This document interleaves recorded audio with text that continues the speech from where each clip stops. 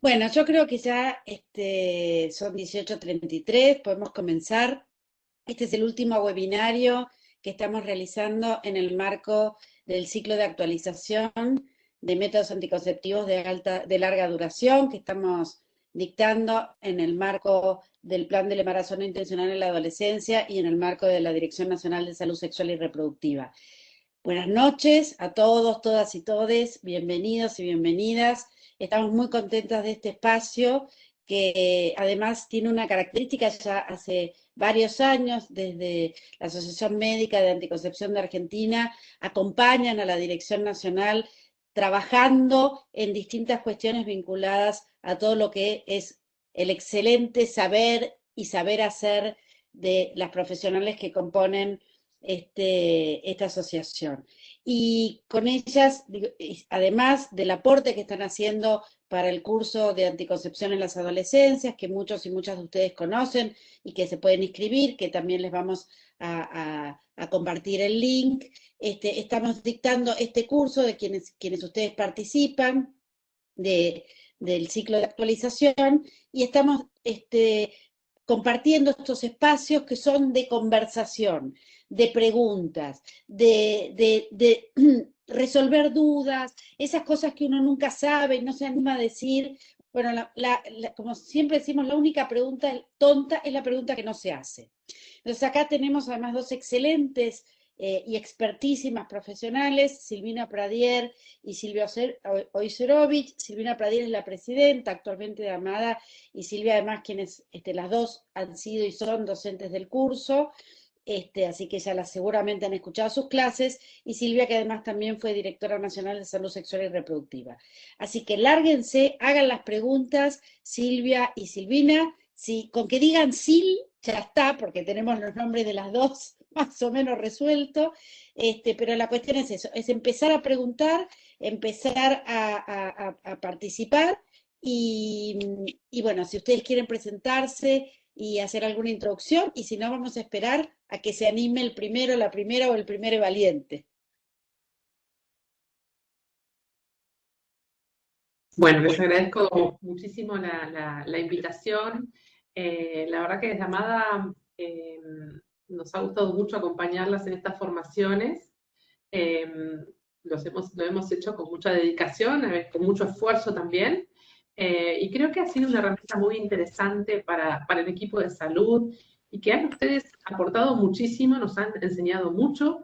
Y creo que hemos llegado a mucha gente, a mucha más gente que lo que llegábamos anteriormente, y eso nos ha dado mucho placer.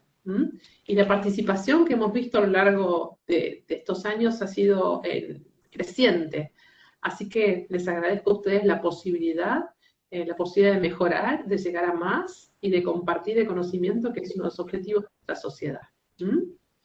Así que muchas gracias. Y yo refrendo lo de Silvina y realmente consideramos que es la herramienta que todos y todas y todes necesitamos. Así que, bueno, quedamos abiertos a que podamos conversar e intercambiar entre todos. Bien, y si no se animan a las preguntas, Silvia y Silvina también trajeron algunos casos clínicos. Sí, vamos a empezar con el caso clínico como disparadores, como para vencer el hielo. Y entonces, los queremos escuchar a ustedes. Vamos con el primer caso. Julia tiene 14 años, llega sola al consultorio y pide algo para cuidarse. Solo conoce las pastillas anticonceptivas. Está saliendo con un chico, con Sergio, hace 3 meses. Él tiene 15 años. Usan preservativo algunas veces. Ella llegó a 6º grado, repitió varias veces. No tiene ningún antecedente personal ni familiar de importancia. Tuvo su primera menstruación a los 11, es irregular, no lleva registro. Su última menstruación fue hace una semana. Tiene un peso adecuado para la talla y es normotensa. No está acompañada por una persona adulta. ¿Puedo atenderla igual? ¿Qué opinan? ¿Podemos atender a una chica de 14 años que viene sola o que viene con el novio o que viene con una amiga?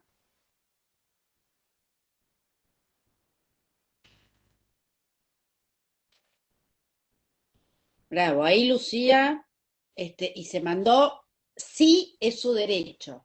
Y Yanela Bien, también, sí, con total, sí se atiende. A ver, Mayra también. A ver, alguien que bien, no esté de acuerdo y que justifique por qué no está de acuerdo. Vania también dice, está en todo su derecho. genial. Bien, coincidimos totalmente. ¿Mm? Se puede. Tenemos que tener presente que las adolescentes de 13 a 16 años pueden decidir por sí mismas con respecto a los tratamientos que no resulten invasivos. ¿Mm? Y la colocación de un DIU o de un implante no es, o sea, está dentro de esto, no implica un riesgo para su salud, un riesgo para su vida, así que pueden hacerlo libremente sin necesidad de estar acompañadas por un adulto. ¿Mm? Según la resolución 65 del 2015 del Ministerio de Salud. ¿Qué métodos anticonceptivos puedo ofrecerle? ¿Todos? ¿Hay alguno que no puedo ofrecerle? La edad por sí misma hace que no pueda ofrecerle algún método. Amalia dice todos, Carola dice todos. ¿Hay alguien dijo de la hidroxiprogesterona? Sí, eso, bueno, pero hay que también cuando estamos ante una situación de riesgo de embarazo, tenemos que poner en la balanza riesgos-beneficios. Y estuvo bien lo de la medroxiprogesterona al apuntar, porque la medroxiprogesterona está acompañado en la adolescencia, vemos que puede producir un aumento en el peso y un aumento en la circunferencia abdominal, con más riesgos de insulinoresistencia. Es la única progesterona sola que está relacionada con mayor riesgo de trombosis. Puede también disminuir la masa ósea, así que, bueno, pero en general esto se revierte al suspender el método. Pero siempre tenemos que poner la balanza bueno, de beneficio. El embarazo pero es mucho más trombogénico, el puerperio es mucho más trombogénico y va a desmedizarla mucho más, tanto el embarazo como la lactancia. Entonces, si es el método que está a nuestro alcance por las condiciones de salud de ella, etcétera, no vamos a dudar en dárselo. Sí, Silvia, querías eh, en realidad quería ser más abogada del diablo yo. Eh, porque en realidad lo que me ponía a pensar cuando vos hablabas, yo te contestaría del otro lado, ¿no? Esto, bueno, pero ¿y qué le pasa al hueso? ¿Estás segura que puedo darle una medroxi? Digo, porque ya que no lo preguntaron, lo pregunto, ¿no? Claro, Esto que vos bueno, decías. claro, está discutido, muchos trabajos, o sea, la mayoría hablan de que hay una disminución en la mineralización. El problema es que ella tiene muy chica, tiene 14 años, y está todavía tratando de hacer su pico de masa ósea, que lo va a lograr a los 25 recién, ¿no? Tiene el 70% o el 80%, según está escrito, las mismas franceses, de su masa ósea, pero le falta todavía como un 20% más. Y bueno, esto puede evitar que llegue a su pico de masa ósea e inclusive perder minerales con respecto a sus coetáneas. Entonces es un tema. Entonces tenemos que tratar de ofrecerle otros métodos, cualquiera de los restantes, ¿no? Y para Y eso ahí, vamos a hacer... un minutito, Silvina, porque hay dos comentarios que yo querría que detenernos un cachitín acá.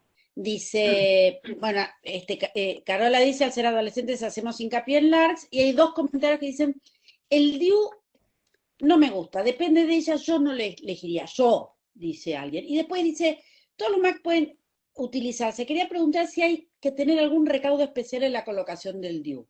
Y me parece que esto sí merita dedicarnos a Tomar, ese. bien. Primero quiero, Ale, agregar algo a lo de Silvina, porque la pregunta la hice. Nada va a impactar tanto en el hueso, que nos quede claro, como un embarazo atrás de otro. Eso, que lo tengamos claro, ¿no? Esta es la contestación un poco, digamos, lo que Silvina dice tiene razón, pero si tenemos un embarazo, tenemos una lactancia, tenemos un embarazo y tenemos una lactancia, bueno, es para tener en cuenta. Y ahora sí me parece genial ir a las preguntas que fueron apareciendo. ¿Querés ir haciendo de a una y las vamos contestando con Silvina? Sí, que Entre acá son todas. estas dos, digamos. Por eso yo les voy haciendo el combo y va Dale, dale. alrededor del Bien. DIU. Digo, es como que, bueno, no estamos tan seguros que queremos DIU. A ver, tiene 15, 14, a ver, ahí Bueno, lo vamos a que la ver. experiencia nos dice de los trabajos, por ejemplo el Choice, que han puesto más de alrededor de 10.000 mujeres, 10.000. y la mayoría fueron adolescentes, las más chiquitas, las menores de 17 años, no solían elegir tanto, o sea, se inclinaban más por el implante. Y esto es lo que yo veo en la práctica. O sea, la colocación no es más difícil, no es más compleja, no hay nada de distinto en este grupo etario, pero ellas van a preferir más un implante que un DIU en general, ¿no? Es lo que uno ve, como que por ahí, no sé Silvia, si tu opinión es, no habría ningún inconveniente en colocarle un DIU, en absoluto, y es de primera elección según el Colegio Americano de Infanto Juvenil y de Obstetricia y Ginecología para la adolescencia, los LARCs, DIU e implante. Bien, y yo lo que agregaría es que si yo me las tengo que ver al momento de colocar con un cuello más bien atrófico, es decir, con falta de hormona, que un cuello de un adolescente, es más fácil colocárselo al adolescente, ¿no? A ver, lo que uno rescata acá es una consejería basada en el derecho, ¿no? Esto que decían, sí, está en su derecho, está en su derecho, sí, está en su derecho. ¿Esto qué quiere decir? Quiere decir que uno va a ofrecer toda la gama con que cuenta y va a ser la adolescente o la persona con capacidad de gestar que va a decidir cuál es el método. Yo qué pienso, ¿qué piensa un profesional de la salud? Bueno, exactamente lo que dijo Silvina. No hay ninguna contraindicación para poner un DIU en adolescencia. Y esto está por el Colegio Americano, el inglés, la Organización Mundial de la Salud, la OPS, o sea, toda la bibliografía que busquemos, todos los consensos, incluido el de Amada, hablan de dispositivo intrauterino en adolescencia. Por ahí yo te preguntaría, a quien preguntó, no sé si es un él, ella, no logro verlo. Son dos personas, es Vania Quispe y Valentina. Bien, a Valentina y a Vania les preguntaría, pero ¿por qué piensan que no un DIU en adolescencia? Porque por ahí está bueno que charlemos ahí, porque cuando Silvina recién hablaba del proyecto Choice, una de las primeras cosas que hizo el proyecto Choice es lo que está haciendo desde la Dirección de Salud Sexual, que fue capacitar a los profesionales en métodos anticonceptivos y sobre todo en métodos anticonceptivos de larga duración. Porque la única forma es de trabajar con los conceptos. Entonces, si yo pienso que el DIU es el que menos me gusta, la pregunta sería, a ver, Vania, ¿por qué piensan que es el que menos les gusta? ¿Cuál es el reparo que tenemos en el dispositivo intrauterino? Pero no se lo preguntaría a ustedes, les preguntaría a todos, ¿sí? A todos y todas. ¿Por qué le tengo reparo al DIU? Chan, No, y por ahí, a ver, porque por ahí a veces es difícil en un espacio donde hay tanta gente, donde hay 131 participantes, y por qué yo le tengo reparo. ¿Por qué otras personas le tienen reparo al DIU? Bien, pero ahí dice, Ale, Está bien, no, digo, para no exponerse, ¿por qué piensan bueno, que hay otras personas, otros Es profesionales, invasivo. otros profesionales?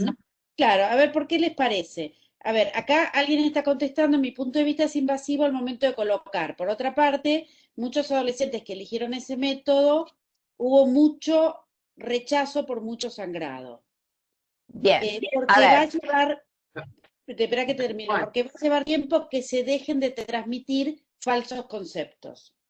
ahí vamos a los falsos conceptos. Hubo un DIU que se llamó el Dalton Shield, que se llevó los premios con las infecciones.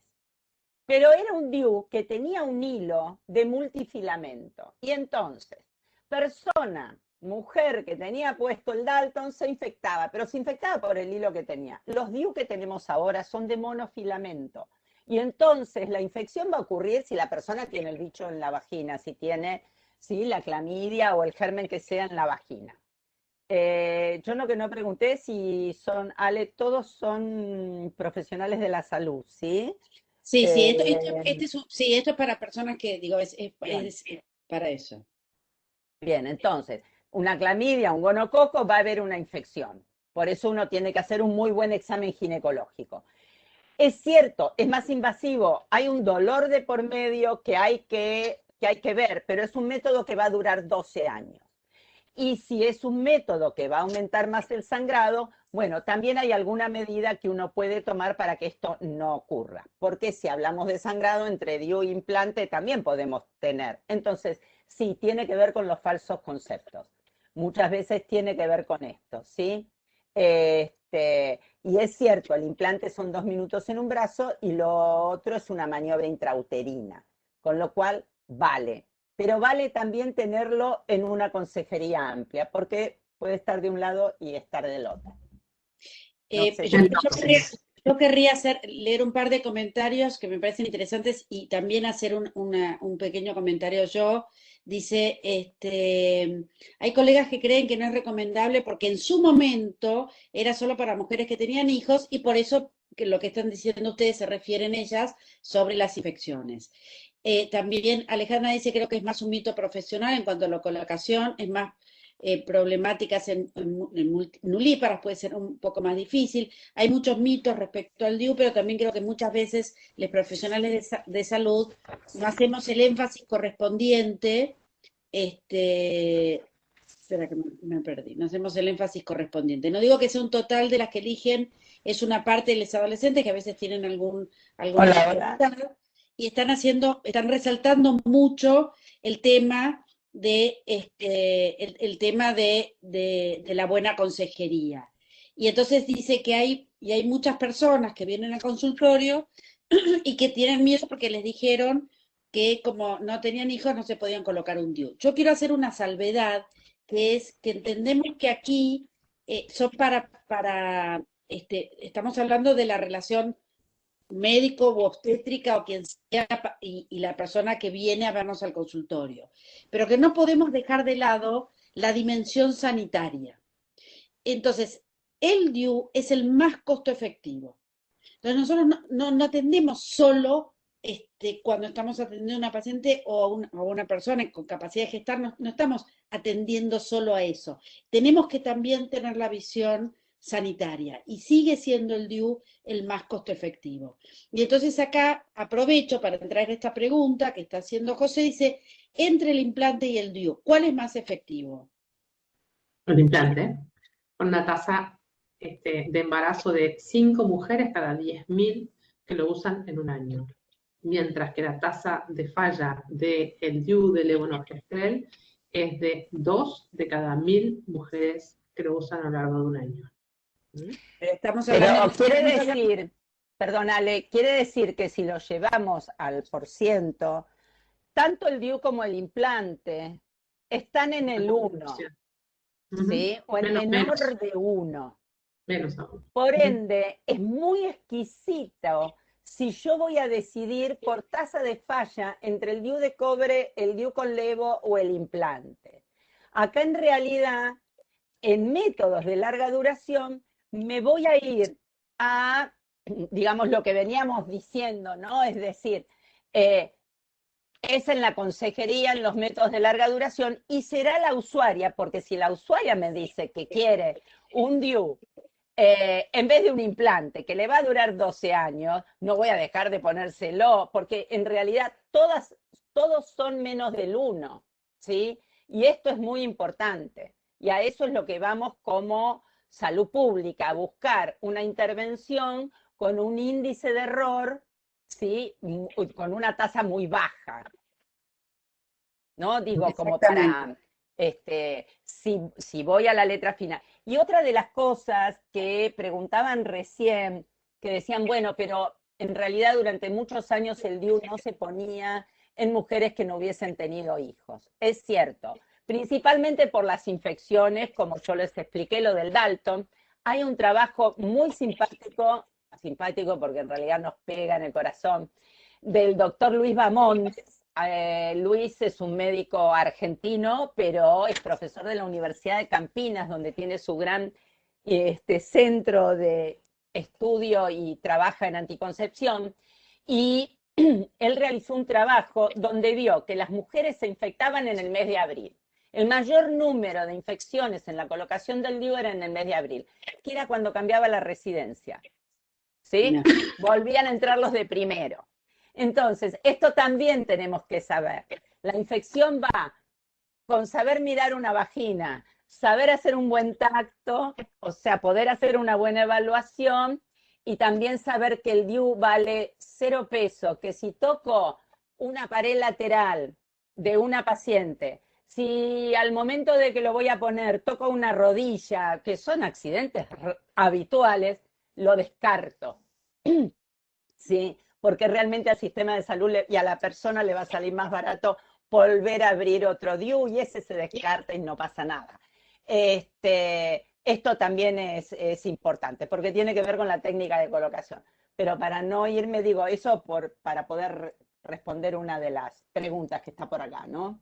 Está buenísimo. Y otro estudio del profesor Bamondes nos dice, hizo una comparación entre nulíparas y multíparas para colocación del DIU. Genial es ese. Y vio que la dificultad en la colocación del DIU era similar entre ambos grupos, y la tasa, y que no hubo mayores complicaciones entre un grupo y el otro. Entonces, la complicación la tenemos nosotros en nuestra cabeza de pensar que vamos a tener problemas, pero muchos de los estudios dicen que es similar. Entonces, creo que eso es lo que vale. Y también es lo que nosotros le transmitimos a las pacientes. Nosotros les transmitimos tranquilidad, ¿no? Y seguridad en lo que vamos a estar haciendo. Y les voy a comentar algo que por ahí les viene bien. Yo antes les decía a las mujeres que sí, que era doloroso, etc. Y me iba peor. Ahora cuando les digo, sí, vas a tener un dolorcito, ¿cómo? Porque me preguntan, ¿va a doler? Porque me dijo una amiga y me dice, bueno, como un dolor menstrual, digamos. No muy distinto a eso. Las pacientes vienen más relajadas y me va mucho mejor. Así que, bueno, vale, por ahí les puede servir eso. Y lo que es re importante en los LARCs es que no dependen del usuario. Entonces, si nosotros le colocamos el DIU o el implante a esa usuaria, tiene que volver a acudir al sistema de salud para sacárselo. Ese sistema que tiene de anticonceptivo va a estar siempre con ella. ¿Sí? Se acuerde, no se acuerde, vaya a ver al novio, vaya a cualquier lado, va a estar con ella. Entonces, esa es la eficacia, se basa mucho en eso, no solamente en el método, sino en que no depende de si lo toma o no lo toma, si lo usa o no lo usa, si lo tiene o no lo tiene. Porque nosotros miramos a este gráfico, la gráfica que vale, la que tenemos que usar, es el uso habitual, el azul oscuro. Entonces, el preservativo puede ser un excelente método y maravilloso desde el punto de vista de infecciones de transmisión sexual, así que siempre doble método, pero fíjense la tasa de falla que tiene que ver con lo humano. Fíjense la cantidad de fallas, 18 de cada 100 mujeres quedan embarazadas como único método a lo largo de un año, y eso es lo que hay que mirar. No la perfección, sino el uso habitual. Las pastillas anticonceptivas, que es el método más usado, ¿sí? El 60% de las mujeres abandonan el uso al año, mientras que los LARCs no, ¿sí? Las LARCs, digamos, tienen una tasa de continuidad muchísimo más alta, más del 80% van a continuar al año, y en Argentina eso también, así, igual que en Norteamérica. Así que eso es tener muy presente, y que el 40% de las mujeres se han olvidado pastillas en el último ciclo. Así que eso es algo muy frecuente. Entonces, bueno, ese es un tema. Sí. Tomo una pregunta que me van a ver mirando para el costado porque yo no veo nada de esas preguntas, así que me puse una pantalla más grande al costado para poder mirar, ¿no? Entonces, no, porque dicen que, bueno, una pregunta es el control del DIU por ecografía ginecológica. La verdad que no hace falta.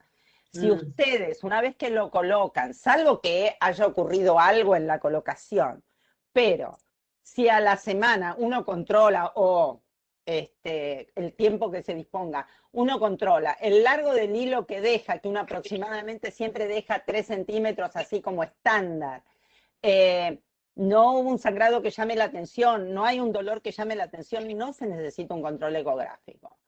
en todo lo que uno pueda, bueno, maravilloso, todo genial, pero de ninguna manera es requisito, no es indicación, ¿sí? Y esto es importante tenerlo.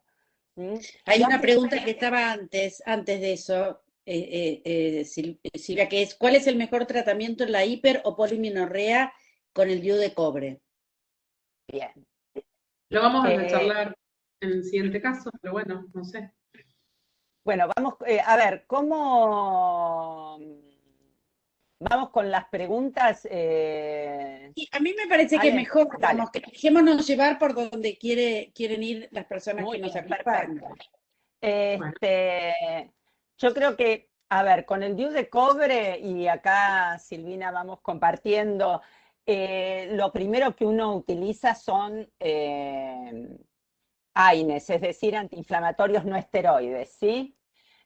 Un comprimido cada 6 horas de ibuprofeno, o se puede utilizar también el ácido mefenámico 500 miligramos, y después, de acuerdo a cómo evoluciona, entonces poder pensar, si no, en el ácido tranexámico también como una de las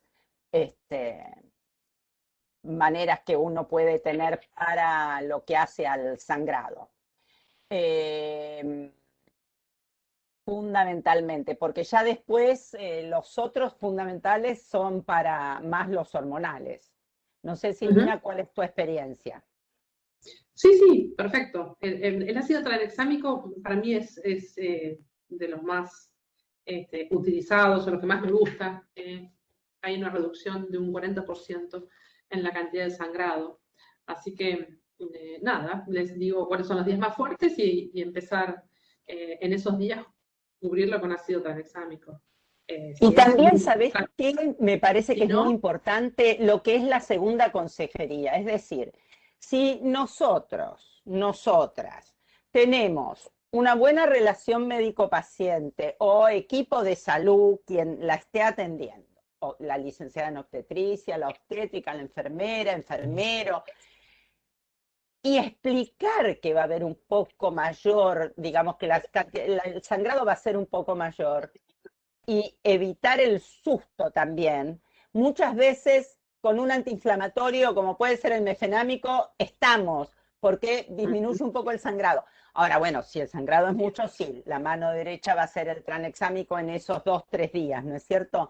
Pero me parece que eso es importante. Ácido tranexámico, 500 miligramos cada 12 horas, y hay quien plantea el uso cada 8, ¿no? Sí, vamos aumentando hasta 1 gramo cada 8, o sea, uno va aumentando la dosis, pero en realidad la inmensa mayoría, más del 90% de pacientes en mi experiencia, como decís vos, con una buena consejería, decirles, vas a tener un 30-40% más de sangre que tenías antes, nosotras elegir bien a la candidata, porque si me viene una paciente que ya tiene un sangrado de 7 días, no es candidata para un DIU de cobre, tenemos que empezar en otro método.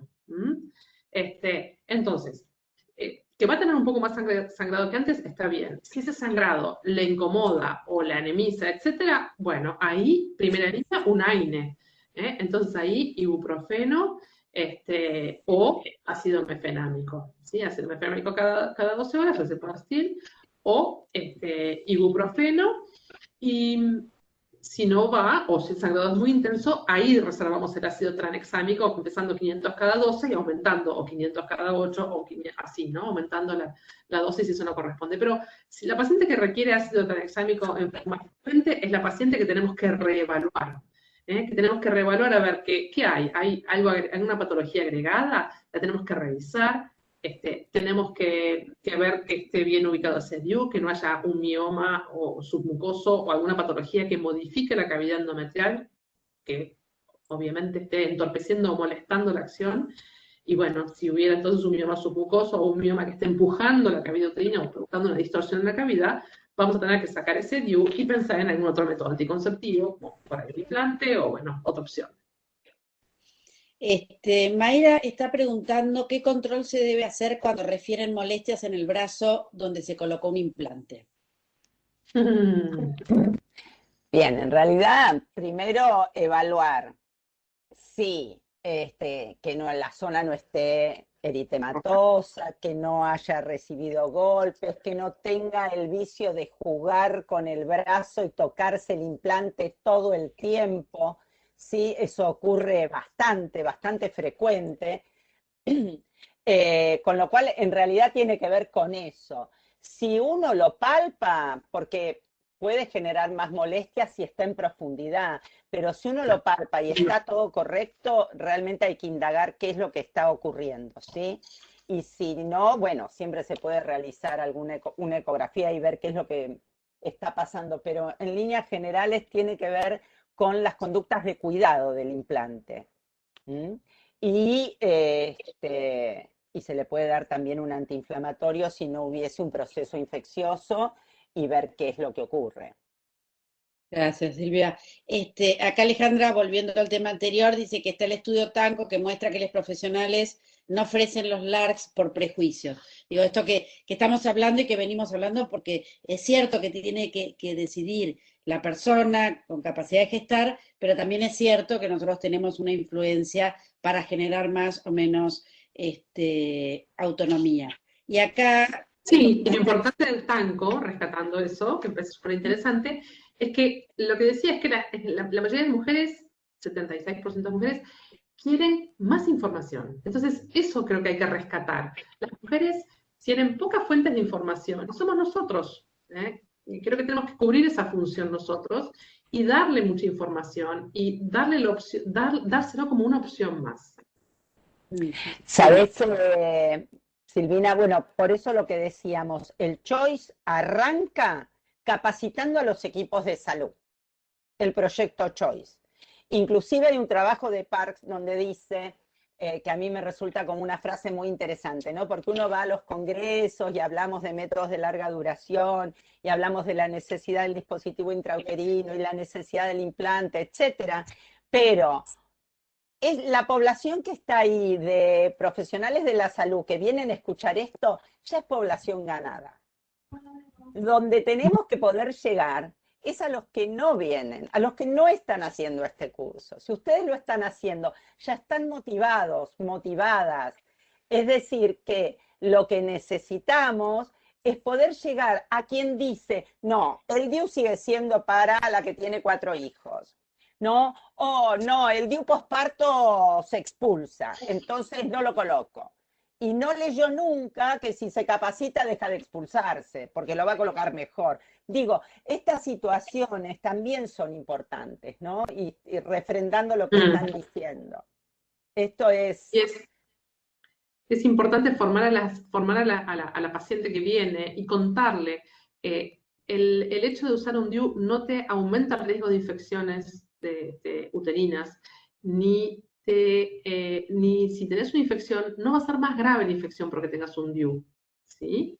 Y la segunda es, no va a afectar tu fertilidad. El DIU no afecta tu fertilidad. Es la clamidia o el gonococo o la bacteria que vino por transmisión sexual y asciende y que lo va a afectar con DIU o sin DIU. Pero es importante transmitírselo porque ella vuelve a la casa, habla en su familia y seguramente algún mayor recuerda los problemas de fertilidad con los primeros DIU, con el Dalcon Shield, como dijo Silvia, que sí aumentó la tasa de infecciones por su hilo multifilamento. Entonces, los conceptos han cambiado y es importante que se lo transmita, que no solamente nosotros los incorporemos, sino que se los transmitamos a la población.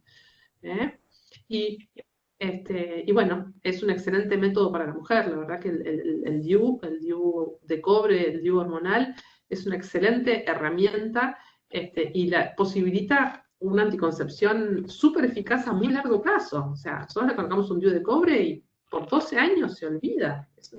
Es maravilloso. Vania hace un comentario largo, dice que en el CESAC donde está, las adolescentes vienen a la consulta de consejería, siempre le dan una consejería completa, explicándolo, porque si no, la verdad es que, bueno, con el tema de las pastillas y todo, las adolescentes con capacidad de gestar tienen más dificultad. Y hay 2 preguntas que vienen seguidas, varias preguntas, con anticoncepción inmediata post-evento obstétrico. Entonces, uno es cómo cuesta reforzarlo, cómo cuesta comprometer a los profesionales. Preguntan en el post-IVE al colocar el DIU luego de los 30 días. Me ocurre frecuentemente que la cavidad uterina sigue aún en involución y no me deja tranquila. La pregunta es, ¿cuál es el momento ideal luego de los 30 post-IVE para colocar el DIU? Sin considerar el AIP, sin considerar el AIP. A ver, perdóname, Ale. ¿Cuál es el momento ideal para colocar un DIU momento? fuera del IPO? Fuera del IPO, claro. Fuera del IPO, digo, yo querría retomar primero. El mejor momento. Cómo reforzarlo y cómo trabajar eso con los equipos. Pregunta uno. Y pregunta dos es, bueno, cuando no lo puse o no se colocó post-evento obstétrico inmediato, ¿cuál es el mejor momento para colocarlo? Después de un IVE. Bien, a ver, después de un... vamos con... Javier, ¿puedes compartir? ¿Puede compartir Silvia la...? Sí, veamos si por ahí comparto o lo charlamos. Si hace falta, comparto, ¿sí? Pero habilitame para compartir por las dudas. Yo creo que es importante referente a cuándo el momento, después de realizar un IVE, en realidad lo podés colocar porque lo que va a depender es el número de semanas de gestación, ¿sí? Entonces, a partir de que ya tenés la retracción, podés colocarlo, no tenés inconveniente. Lo que uno se preguntaría es, bueno, si lo expulsa en la casa porque estamos con embarazos chicos, cuando viene al centro de salud podés colocar, siempre y cuando veas que es una vagina que no pensás en algún proceso infeccioso, ¿sí? Pero una vez que eliminó restos, podés colocar el dispositivo intrauterino, porque de hecho lo podés colocar si se hace la interrupción en su, digamos, en la institución, ¿ok? El tema es, si hay restos, todavía tenés que estar trabajando sobre eso, esperando que la eliminación, porque por ahí no vas a hacer nada, ¿sí? Sino que eso se va a producir. Y después, a ver, el problema que tenemos con el IPEO son los profesionales de la salud. Es decir, en realidad, en toda persona que está embarazada, tenemos que estar haciendo una consejería. Y cuando le vamos a explicar, le vamos a pedir, obviamente, no va a ser la primera consulta donde se va con 150 estudios que se tiene que hacer, ¿sí? El de sangre, la ecografía, etcétera. Pero ya al tercer, cuarto mes, si la venimos controlando, en la consulta prenatal tiene que estar la consulta de anticoncepción. Es decir, realizar la asesoría en anticoncepción. Esto es sumamente importante. Y saber, les voy a incorporar algo más, no solamente es IVE, ILE, embarazo, también en el ectópico piensen en el IPEO. ¿Sí? O sea, piensen que se tiene que ir. Ahora, atención, que cuando hablamos de IPEO, estamos hablando de todos los métodos anticonceptivos que la persona puede llevarse después de haber tenido su embarazo. Y después, de acuerdo a lo que acabamos de ver de los métodos de larga duración, es que entonces vamos a, esperen que voy a tomar lo que... A ver, esperen que les voy a buscar la diapositiva de esto, que quiero que charlemos sobre esto. Bien. A ver ahora, entonces, vuelvo al Webex y compartimos pantalla. Compartir. Yo creo que una de las cosas así más importantes de lo que venimos hablando, que recién decía Silvina, tiene que ver con esto, ¿sí? Y tiene que ver... Muy bien. Y tiene que ver con esta columna, con esto de acá, ¿sí? Es decir, la duración, el tiempo que lleva colocado a los 2 años el método anticonceptivo. Entonces, sí, cuando nosotras hacemos una consejería en AIPE, tenemos que pensar en esto. ¿Sí? Y saber que la consejería la tenemos que hacer no solo en la persona que está embarazada, sino también lo tenemos que hacer en la persona que puede tener IVE, ILE y ectópico. Fundamentalmente tiene que ver con esto. Miren que quiero irme de acá, porque me parece que no hace falta y que lo podemos charlar. No sé, Ale, si contesté o había alguna pregunta más. Está perfecto. De IPEO por ahora nada, pero seguramente después aparezca, porque es un tema, pero seguimos algunos comentarios y preguntas. Una pregunta cortita, si hay algo nuevo de anticoncepción para los varones fuera de la vasectomía. No, no probado ahora. Se está trabajando con anticuerpos, se está trabajando con diferentes medicaciones, pero al día de la fecha no tenemos nada todavía, absolutamente nada. O sea, sí en lo que hace a las líneas de investigación, sí, pero no, lamentablemente nada, vasectomía y vasectomía sin bisturí, que en realidad sabemos que sí se usa bisturí, pero no necesita una anestesia general. Pero no es nada. Después está la inyección de un polímero de plástico en los conductos de Claro, frentes. pero por eso. Solamente con una agujita, no la pero tenemos bueno, todavía es migra. reversible. Claro. La ventaja Sí. es que es reversible, pero no, Sí, está en la sí, India, no está todavía. No, por eso. No, No la tenemos acá o sea, no está nada. tal cual. La otra pregunta es, tamaño de útero, ¿no? Sí, pero tenemos más arriba. ¿Cuál es el mejor LARC en una mujer que está anticoagulada por un tromboembolismo pulmonar? Cualquiera, siempre que esté en el episodio agudo.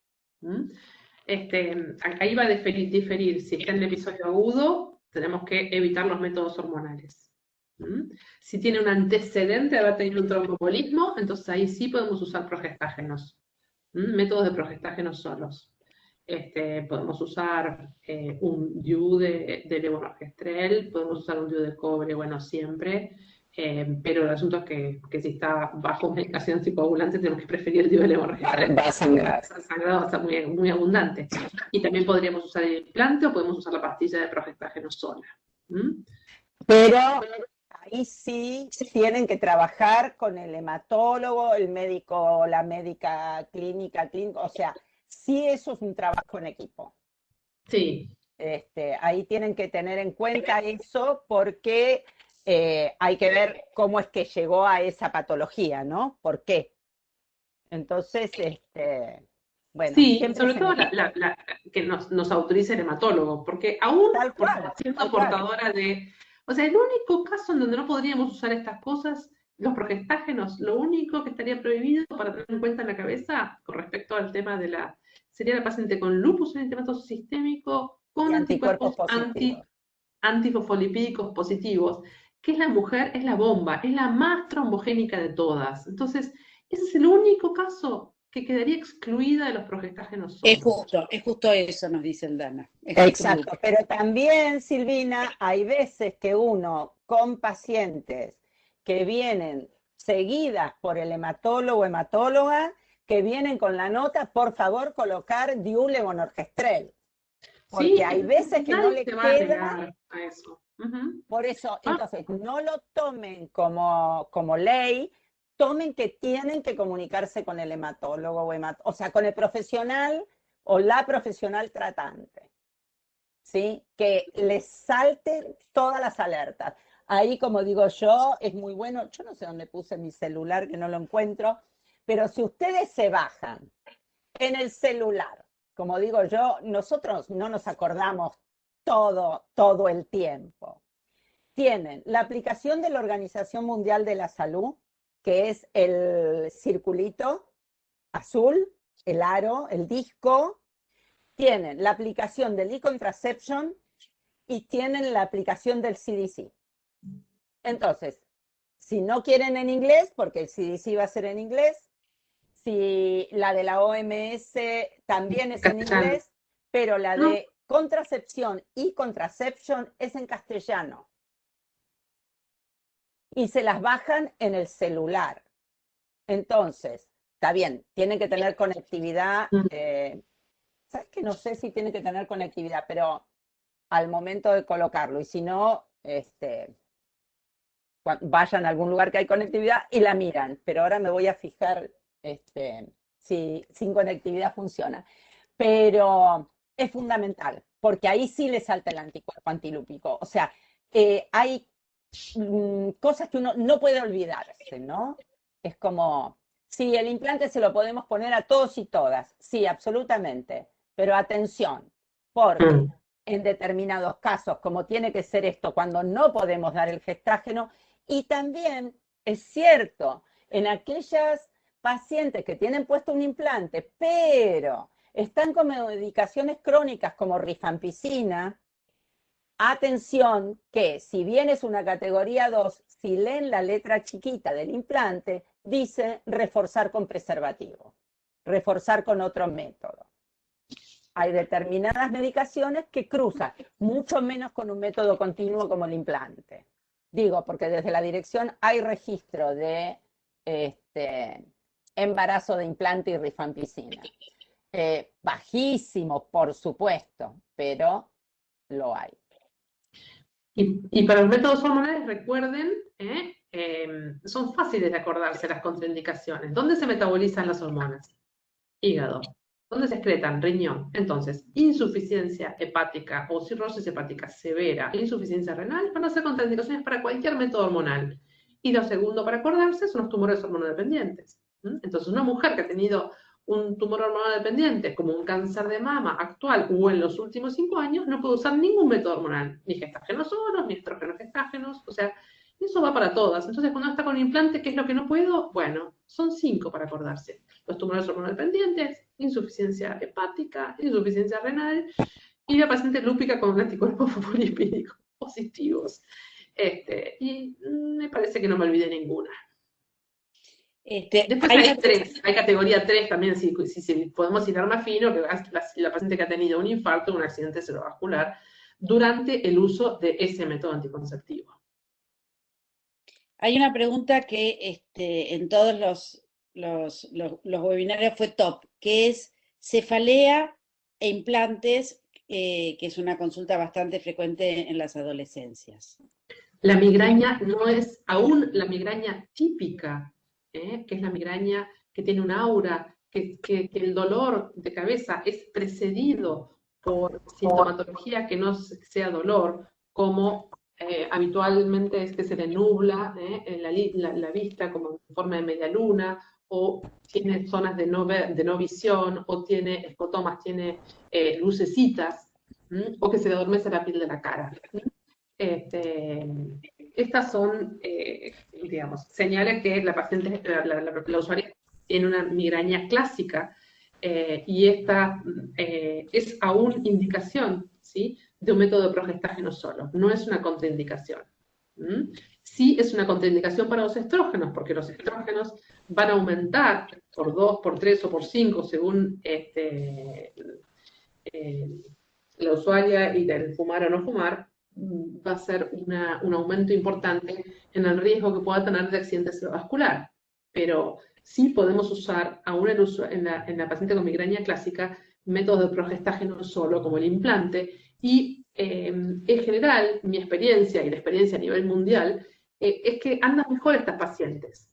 ¿Por qué? Porque como tenemos siempre liberación hormonal, evitamos las migrañas o disminuimos las migrañas premenstruales. O sea, la migraña tiene 2 momentos de gatillo. Uno es con el pico estrogénico de mitad del ciclo, y el segundo gatillo es con la caída abrupta de estrógenos progestágenos justo antes de menstruar. Entonces, esta última es la que le evitamos, porque va a tener siempre un nivel de tono menstrual basal en sangre.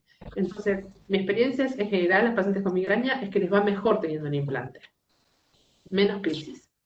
Bien, yo no sé si llegan, estoy compartiendo pantalla porque como estoy con todos no veo. Sí. Bien, yo quería mostrarles, y esto del trabajo de implantes que hizo la Dirección de Salud Sexual, fíjense que en realidad la cefalea no es uno de los hallazgos más importantes que tiene el implante, ¿sí?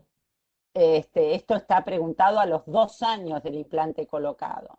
Entonces, Digo, porque uno dice, bueno, el aumento de sangrado es la principal complicación que tenemos con el implante. Bueno, no es. En realidad, las mujeres le tienen más miedo a que no les viene, ¿sí? O al sangrado infrecuente. Después tenemos el incremento de peso, sí el aumento de sangrado, y recién después viene la cefalea. Digo, para tenerlo como presente, ¿no? Porque a veces uno se queda con alguien que nos preguntó, pero realmente la frecuencia no es tanta. Y como dice Silvina, muchas veces cuando tenemos la progesterona o el gestágeno en forma constante, hay veces que esa cefalea, sobre todo en las premenstruales, desaparece. Silvia, ya que estás acá, ¿por qué no contestas vos o quien sea los trastornos del patrón menstrual luego con el implante? ¿Y cuál sería el tratamiento? Digo, porque esta también es una preocupación. Buenísimo. ¿Puedo compartir? Así les muestro unas diapositivas. Sí, espera que yo saco acá. Bueno, esto es la alteración de sangrado, ¿no? Así nos ubicamos. La alteración del sangrado que presenta sobre un estudio prácticamente de 1000 mujeres que utilizaron implante hasta los 21 años de edad, entonces el aumento del sangrado está en tercer lugar, ¿sí? No es primero. Eso, muy bien, ya me voy de acá, detener, me fui, listo, todo tuyo.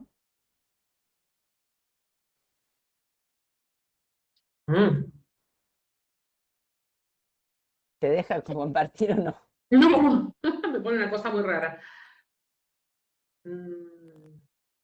Ah, sí. Ahí voy. Ah, ahí está. Ok, entonces, con respecto al patrón de sangrado, vamos a tener algunas pacientes, ¿sí? Más o menos un 20% que nos van a dar dolor de cabeza con el sangrado. Y fíjense, 1 de cada 5 pacientes van a tener sangrado prolongado o frecuente, y 1 de cada 5 van a tener amenorrea. Entonces, estos son los dos grupos sobre los cuales tenemos que trabajar más.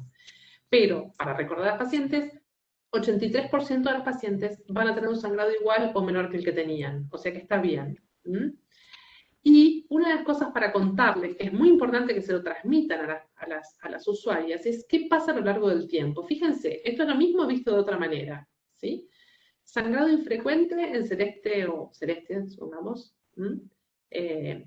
Y lo que quiero que miremos en realidad es el morado y sobre todo el violeta. Cómo el sangrado prolongado es frecuente en los primeros ciclos, del ciclo 1 al ciclo 3, y cómo va bajando. Fíjense que ya a partir del cuarto, quinto mes, va a ir mejorando, va a disminuir a la mitad. O sea que la mitad y eso es lo que se ve en las publicaciones, la mitad de las mujeres que tienen sangrado prolongado o frecuente, van a revertirlo entre los 6 y 12 meses de colocado el implante. Así que necesitamos tiempo. Necesitamos comprar tiempo. ¿Y ese tiempo cómo lo compramos? Con cualquiera de estos tratamientos. Estos tratamientos no hay uno que haya sido superior al otro. Entonces lo tenemos que elegir en forma escalonada y siempre decirle a la mujer, este sangrado no te va a anemizar, porque eso es lo que se ha visto. Que tengas sangrado no quiere decir que tu método no está funcionando. No es que estés rechazando el método, tu anticoncepción está bien protegida, y esto va a ir disminuyendo con el tiempo. Tené paciencia. Y dejar la puerta abierta para que pueda acceder fácilmente al sistema cada vez que lo necesite por no lograr una respuesta con su sangrado, porque tenemos que ir buscando distintas estrategias. Entonces, bueno, va a depender de si tiene contraindicación o no para el uso de estrógenos. O sea, podemos darle cualquier anticonceptivo que tengamos en la valija, cualquier anticonceptivo por 2-3 ciclos. 3 ciclos es lo habitual. Entonces, al implante que se tiene colocado, le agregamos un anticonceptivo de estrógeno progestágeno. Esa es una opción por 3 ciclos. Otra es darle noletestosterona, ¿sí? El famoso Primerut-Nor, que es la única marca de comercio, ¿sí? Medio comprimido, porque ahora vienen de 10 cada 12 horas, a lo largo de 20 días, 2 a 3 ciclos, o darle estrógenos en forma de parches, en forma de comprimidos, en forma de gel. Parches ahora no tenemos. o darle ibuprofeno 600 cada 8 horas durante 5 días. Los demás tratamientos son siempre de 5 días. O ibuprofeno por 5 días, o ácido mefenámico por 5 días, o doxiciclina. Ustedes dirán, ¿por qué? Bueno, pues la doxiciclina inhibe las metaloproteinasas, que de alguna manera son esas enzimas que dan la señal para que se desgregue el endometrio. Entonces, si inhibimos esto, damos más estabilidad al endometrio. Entonces, doxiciclina no por la infección, sino para estabilizar las enzimas endometriales. 100 cada 12 horas, 5 días, acitromicina con el mismo fundamento, y si no, el Poncil-Forte o ácido, Poncil-Forte está por acá arriba, ácido mefenámico, y si no, como otra herramienta, el ácido tranexámico también es de utilidad. Pero la idea es, bueno, le damos uno, vuelve en 3 meses, si persiste, le damos otro, y así vamos sucesivamente hasta comprar tiempo. La paciente que al año sigue con un sangrado frecuente prolongado, me entrego. Es probable que con algún otro método anticonceptivo esté mejor que con el implante. Esa es la realidad, porque la que no mejoró al año no va a estar mejorando su sangrado. Bien, clarísimo. Me fui a fijar recién las aplicaciones que les acabo de decir. Funcionan sin internet, o sea, no necesitan datos del celular. Una vez que se las bajan, y ahora se las anoto en el chat, creo que en alguno de los diapositivas nosotras solemos ponerlas, no me acuerdo si en la del ARTS, pero igualmente ahora se las pongo en el chat para quien le interese. Tener siempre a la mano no viene mal. Un recordatorio de qué pasa. Bueno, no se ve, ahora lo anoto. No. De que bajarnos, ¿no? Como... Parece que Javier Vergallo estuvo buscando y tenía un link para compartirlo, así que seguramente lo comparte. Hay algunas preguntas más. Una es en relación al tamaño del útero y del DIU. Si hay alguna cuestión... Sí. Perdón, voy a contestar otra antes, que tiene que ver con el implante. Así seguimos con el tema, cerramos el tema. Si hay alguna forma de predecir las pacientes que van a estar en un lado o en otro. No tenemos forma de predecir cuáles van a tener un sangrado prolongado o no. El uso de un progestágeno bioral solo previamente, en un momento se pensó que podía hacerlo. Por ejemplo, bueno, le doy desogestrel, y si anda bien con el desogestrel va a andar bien con el implante, y eso no tuvo correlación en los estudios clínicos. Sí la cefalea. Las pacientes que no tuvieron cefalea o que mejoraron sus migrañas con el uso de desogestrel, también les fue bien con el implante. Mira, entonces, sí, perdón, les contesto la pregunta. El tamaño uterino. El tamaño uterino que mayor a 11 centímetros, o sea, que no tenemos que, digamos, que no tendríamos que utilizar un DIU si tenemos un útero tan grande, y por supuesto un útero distorsionado tampoco sería el útero adecuado para un dispositivo intrauterino, cualquiera de ellos. O sea, podemos tener un útero miomatoso, con miomas intramurales subserosos que no distorsionen la cavidad. Esa sí es la paciente para un DIU de progesterona.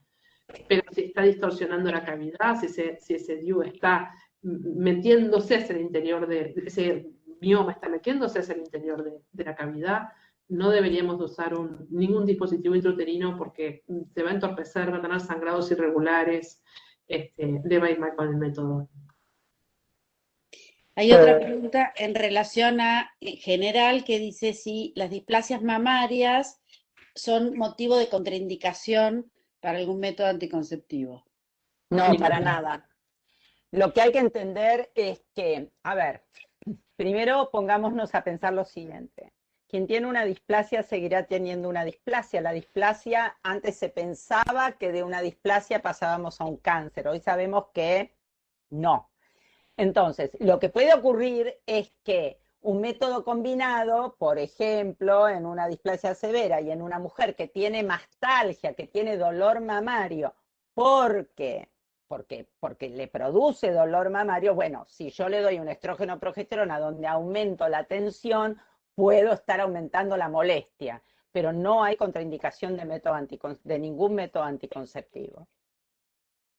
Y hay otra pregunta que también la otra vez salió bastante frecuentemente, que es el tema de la obesidad y la anticoncepción. ¿Cuál es la pregunta? Silvina, dale. Sí, a ver, ¿qué anticoncepción usar en una obesa? Bueno, con respecto a eso es muy importante tener en cuenta que la obesidad, o sea, a medida que aumenta el índice de masa corporal, aumenta el riesgo de trombosis venosa. ¿Mm? Y eso por un lado. Eh, y a medida que aumenta la edad, aumenta el riesgo de trombosis venosa. Y por otro lado, la paciente obesa es una paciente que en general tiene otros factores de riesgo arterial que tenemos que ir a buscar. ¿Mm? De mayor riesgo de infarto de miocardio, como un lipidograma alterado, ¿sí? Bueno, entonces es una paciente que tenemos que, si tiene como único factor su obesidad, que es poco frecuente, podríamos utilizar cualquier método anticonceptivo en general, inclusive los de estrógenos. Ahora, si es una paciente que es obesa y tiene algún otro factor de riesgo, como un lipidograma alterado, o es hipertensa, o tiene alguna otra condición de salud, bueno, tendríamos que estar pensando en algún otro método que no tenga estrógenos. ¿Mm? Y si hay Sí, que relación, todos los de larga duración puede utilizarlos. Sí, siempre. y si hay relación entre la obesidad y el sangrado, pregunta Noralu. No he visto asociado como con más frecuencia la obesidad con el sangrado. Lo que se ve en los estudios asiáticos, que son más delgadas, es que tienen menos sangrado. Pero yo creería que, o lo tiendo a pensar, porque no tiene otra lógica, que probablemente esté relacionado con la ingesta muy alta de soja. De soja. Es un estrógeno débil, entonces es como darle Claro. la corrección, darle estrógeno al paciente, ¿no? Yo lo entiendo por ahí. ¿Mm? Y no Totalmente. hay una mayor tasa de fallas, retomando el tema. El implante no tiene una mayor tasa de falla en índices de masas corporales muy altos. Se ha estudiado hasta 40, índice de masa corporal de 40, y no se ha visto que la falla del método sea mayor con el implante de tonorgestrel. Sí es más frecuente en los otros implantes de otros gestágenos. Una de Y las eso te cosas con que la nos globulitis. quedó, tal vez para agregar, cuando empiezan también con los spotting, tanto el dual de levonorgestrel como en el implante, el uso de tamoxifeno en dosis de 10 miligramos 2 veces por día durante 7 días o 10 días es otra de las medicaciones que se puede intentar, como también a veces los anticonceptivos hormonales combinados durante 2 a 3 ciclos. Sí. Pero vamos tachando, ¿no? Esto es como la doble y la general, así ya llegamos al anticonceptivo combinado y ya llegamos al tamoxi, estamos en situación complicada para manejar ese sangrado. Pero y también no hay en nuestro país, pero en algunos países que sí lo hay, es el uso de la mifepristona. Pero de resultados más complicados. Con lo cual, lo que acabamos de decir de los AINES, del tranexámico, también podemos hablar de la doxiciclina con el DIU de levonorgestrel, pero bueno, también está tamoxi y anticonceptivos orales. Acá hicieron una pregunta interesante que es, ¿cuál es el mejor momento para colocar el implante en el posparto? ¿En forma inmediata o después de 4 semanas? Es ya, es ayer, es hoy, antes de que se vaya a la maternidad, cuanto antes. Eso de citarla para que vuelva, la paciente no vuelve, porque no puede, porque tiene un chico en brazos, no puede ni dormir, ni comer, menos va a acercarse a un centro de salud. Con un Javier, chico. ¿me podés compartir, me dejás compartir que quiero mostrarles un trabajo que yo creo que lo vieron, pero me parece que está bueno poder refrescarlo? ¿Lo de Es el Choice? trabajo de Ali. Ali es No. un médico que trabaja para la Organización Mundial de la Salud, ha realizado, Mohamed Ali, muchos trabajos con el profesor Bamondes. Fíjense, a mí este es el trabajo que creo que más me enseñó sobre DIU posparto, ¿no? Sobre AIPEO. ¿Por qué? Él toma a 10.000 mujeres posparto que eligieron DIU. De estas 10.000 O sea que se les hizo la consejería cuando estaban embarazadas, etc. De estas 10.000, 7.100 deciden ponérselo en el postplacentario antes de irse de la institución. Y en el postplacentario, es decir, ahí en sala de parto. De estas 7.120 tuvieron una expulsión de un 10%. Quiere decir que quedaron cubiertas 6.318 mujeres. Pero de estas 7.120, quiere decir que 3.880 mujeres decidieron ponérselo a las 4 semanas. Y fíjense ustedes que solo volvieron a colocárselo 720 mujeres. Es cierto, el riesgo de expulsión fue de 1, ¿sí? Entonces, Julia, que dice que no es médica, tiene que ver con esto. Esta es la importancia de trabajar en la consejería, ¿sí? La importancia de trabajar en la consejería es esto. La mujer no vuelve, la mujer tiene otras cosas que hacer, que es cuidar a su bebé, o a sus hijos y a su bebé, y entonces no vuelve. Hay profesionales que dicen, bueno, cuando ya inicie relaciones va a volver. No, nadie vuelve a decir, a poner sobre el escritorio su sexualidad y decir, ahora necesito un método anticonceptivo, ¿sí? Entonces, tengamos en cuenta esto. Es cierto, 10% de expulsión, pero a mí me va a gustar mostrarles ahora, si es que logro pasar la diapositiva, este trabajo. Y este es un trabajo, perdón, el trabajo de Ann Pfizer. Fíjense que Ann Pfizer en 5 países, ¿sí? Como Etiopía, Guinea, India, Pakistán y Filipinas, toma las capacitaciones en DIU posparto y con personal capacitado llega a una expulsión de un 2.6, baja ese 10% a 2.6. Y si ustedes hablan con la doctora Analía Messina, que ha sido una de las pioneras acá, bueno, y también en otros lugares, pero digamos que desde la dirección se trabajó mucho con el Hospital Álvarez, y van a ver cómo en el inicio la expulsión es muy alta, pero luego esto va bajando. Y esto es muy importante tenerlo en cuenta. Sí, así Perdón, que Silvia, perdón un minutito. En el inicio de la experiencia de los médicos, o sea, en el inicio, claro, pero cuando entra la nueva camada de residentes, cuando entra, bueno, volvemos a pasar. Hay determinados puntos de cómo abrir la pinza cuando estamos dejando el DIU en el fondo uterino, cómo abrirla e irnos por el costado. O sea, hay determinados secretos que ya pasan de boca en boca, ¿sí? Para no venirse con el DIU, pero entonces sepan, siempre es más el DIU que se queda intraútero que la mujer que va a volver después de un mes a colocarse el DIU. Esta tiene que ser la ecuación y esa es la respuesta. ¿Sí? Esto es fundamental.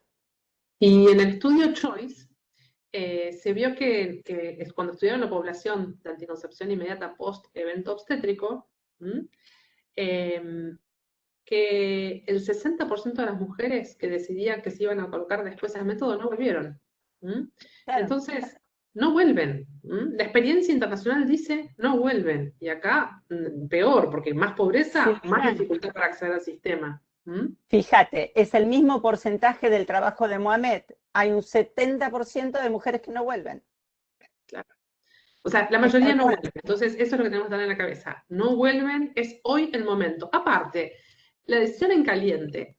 Acabo de tener un chico y yo sé que no quiero otro por determinado momento. Es lo que hay que aprovechar. Ese coraje que le va a permitir acceder o pelear para no tener otro en forma inmediata.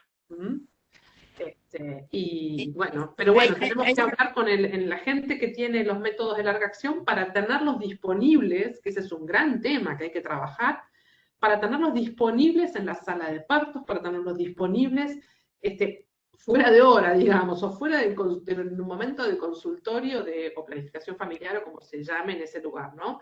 Que eso es lo que nos está faltando en la Argentina, el encontrar el dispositivo con la persona que puede colocarlos el día que la paciente está en maternidad.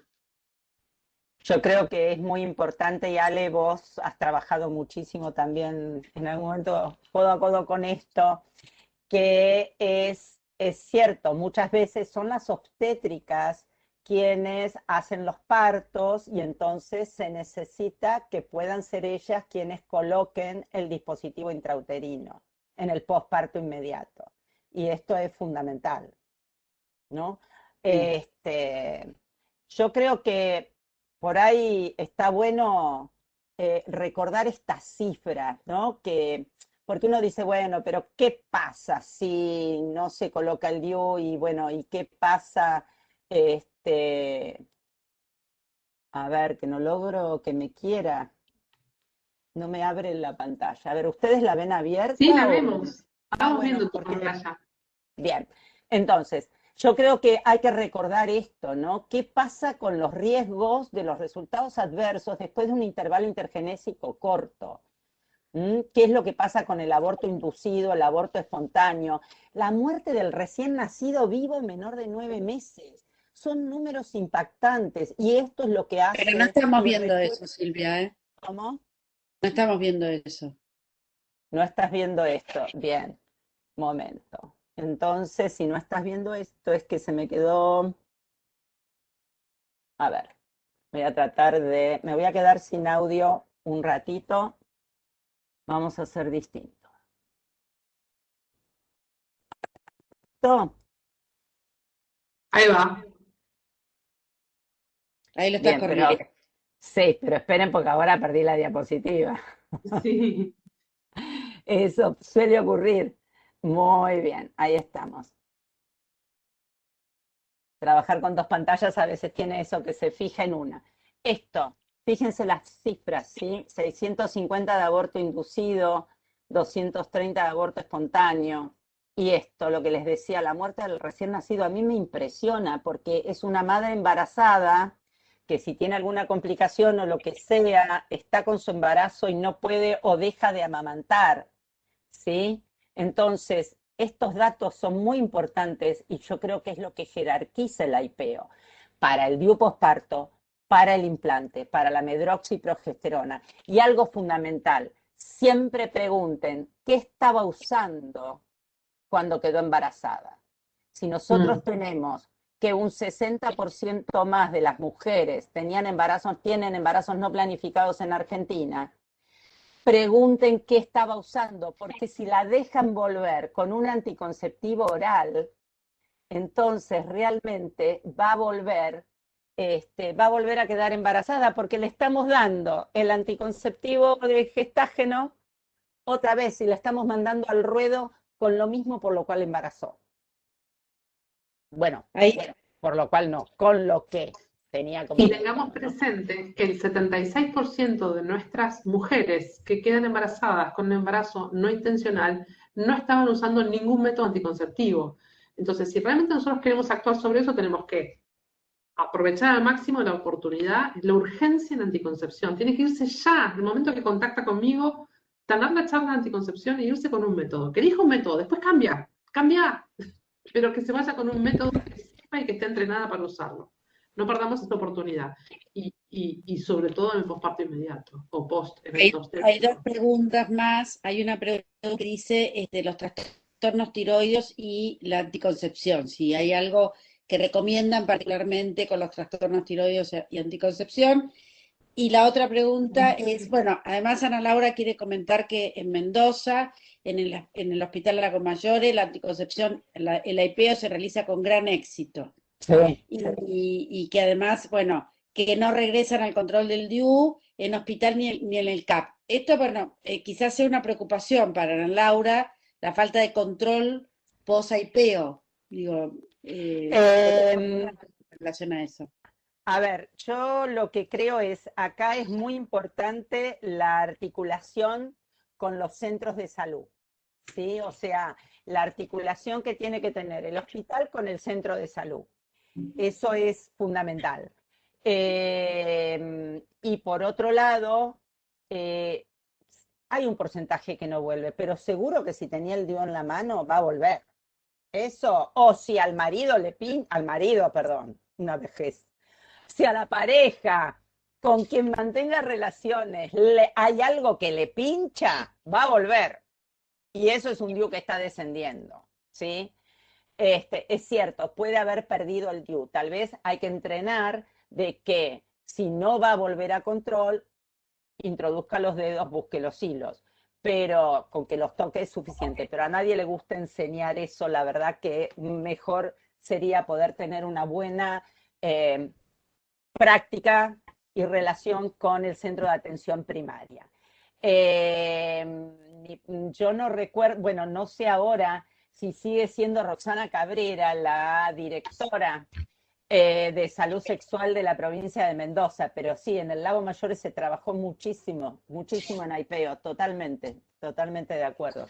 Costó, ¿eh? Al principio no lo quería. Y para el implante no necesitan volver, así que, bueno, si eso es lo que sucede y tenés una paciente que tenés dudas porque por ahí tiene más riesgos de ITS, y por ahí inclinará más por el implante que por el DIU, ¿no? O sea, bueno, sabiendo esa info, ver qué pacientes son las que por ahí preferirías volver a poder controlarlas. Hay una pregunta también en relación que me parece que va en la misma línea, digo, porque hablan de métodos anticonceptivos en lactancia. Y bueno, me parece que lo primero es el IPEO, lo que ustedes estaban hablando, hacer hincapié en DIU y en implante, pero no sé si quieren comentar algo más también en relación a esto. Yo creo, bueno, pastillas también, ¿no? es lo que dije antes, acetato de medroxi, que está discutido si se va a ir de la maternidad o no, se dice a partir de las 6 semanas, de acuerdo a la Organización Mundial de la Salud. Digo, porque nuestro NOA, la medroxi es casi una religión en muchos lugares, Sí. ¿no? Pero a mí me fascinaría que se vaya con un DIU o un implante, pero puede ocurrir que no. Y lo mismo los gestágenos solos, ya sea si tienen el desogestrel o el levonorgestrel. Queda clarísimo que AIPEO es todos los métodos, pero volvemos a lo mismo. O sea, todos los métodos que pueda utilizar. Va a ser la persona, pero va a ser el lugar que esté capacitado para hacer una buena asesoría y poderle brindar entonces, hablando de riesgos y beneficios. Me queda, vos hiciste algo, Ale, preguntaste de cefalea, era no, de hipotiroidismo. De tiroides, sí, patología Sí, tiroidea y anticoncepción. No hay ningún tipo de contraindicación para hipotiroidismo y métodos anticonceptivos y así sea estrógeno progesterona. Lo que es conveniente quien tome estrógeno progesterona, en la medida de las posibilidades, chequear tiroides, ¿no? Como está de hormona tiroidea 1, 2, 3 meses después, por lo que hace a las proteínas transportadoras. Pero de ninguna manera hay contraindicación. Voy a ampliar ese concepto. No hay problema ni en el hipotiroidismo, ni en el hipertiroidismo, ni en el cáncer tiroideo. Ninguno. Ahora, el único temita, que es como esbozó Silvia, que cuando estamos dando un anticonceptivo, como ustedes bien recuerdan, aumentamos todas las proteínas de síntesis hepáticas, entonces aumenta la proteína transportadora hormona tiroidea. Entonces, cuando ustedes vean el perfil de la paciente, la T4 total va a estar más alta. Entonces, ojo, cuando le piden el control tiroideo, no le pidan TSH y T4, porque va a estar más alta la T4 y los va a confundir. Tenemos que pedir TSH y T4 libre, y va a ser la T4 libre la que dicte el tema de la dosis, el ajuste de dosis. Eso es lo único que tenemos que tener presente. Y eso, Silvina, perdón, por favor, si la TSH les da levemente aumentada en cualquier paciente, pero tiene un normal de T4 libre, no la toquen, está todo bien, tiene que ver con lo que acaba de explicar Silvina, ¿sí?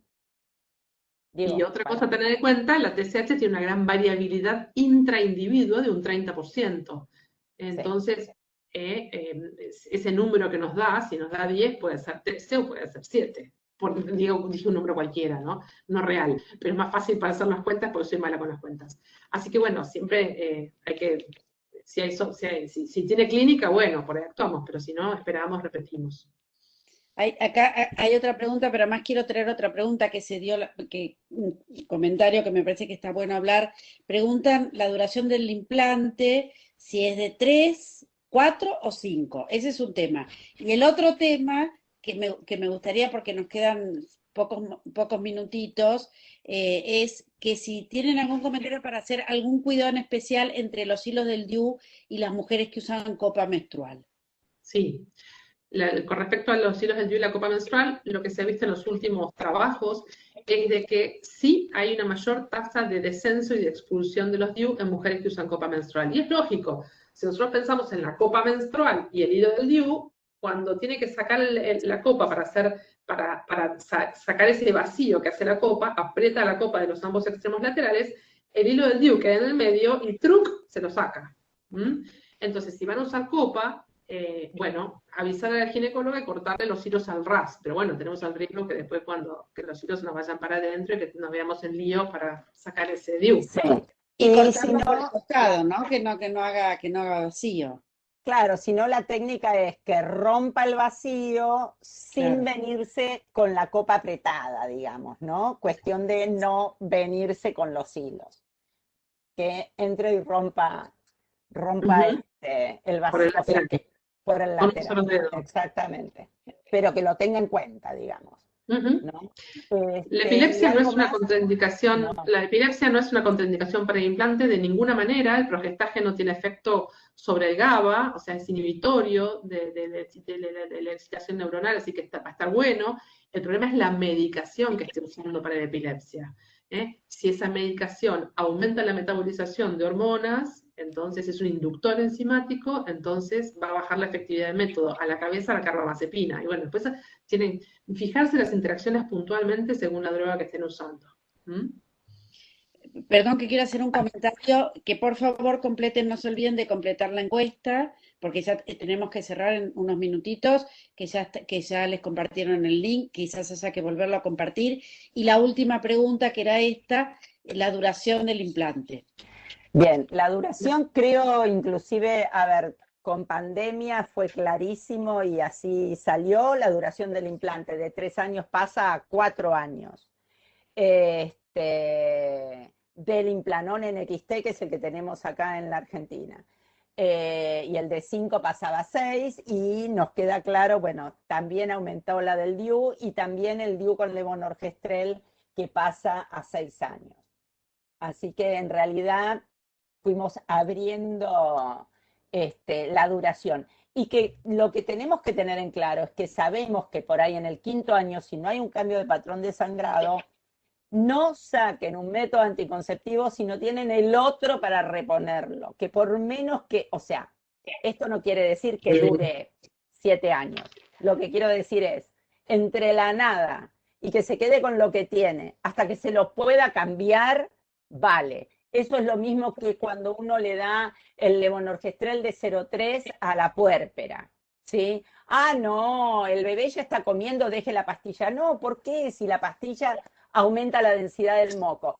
Quédese con esa pastilla hasta que yo le dé un método mejor, o fulano, fulana, quien sea, le dé el otro método. Nunca sacar un método, a menos que tenga una complicación, hipertensión, lo que sea, pero nunca decir el método cumplió el ciclo, lo saco hasta que le den el otro. No, porque eso es dejar a alguien desprotegido o desprotegida.